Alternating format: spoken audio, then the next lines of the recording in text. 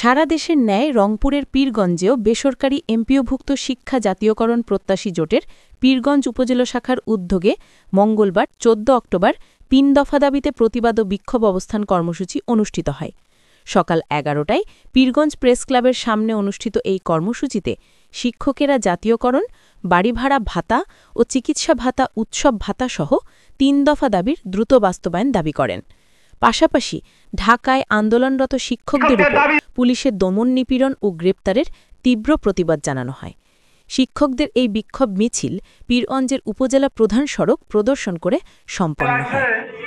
এই পীরগঞ্জে অনেক আন্দোলন সংগ্রাম করেছে শিক্ষকদের নিয়ে, কিন্তু আজকে ধারাবাহিকতা একটু অন্য।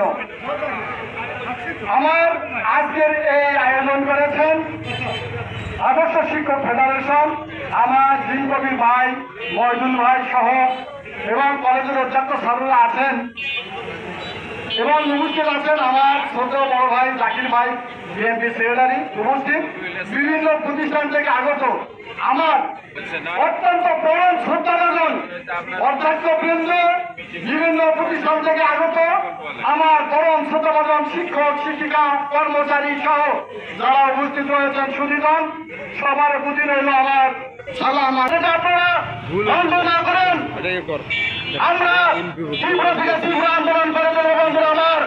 তাই আপনাদের জল জামায় আগুন নিচ্ছে না।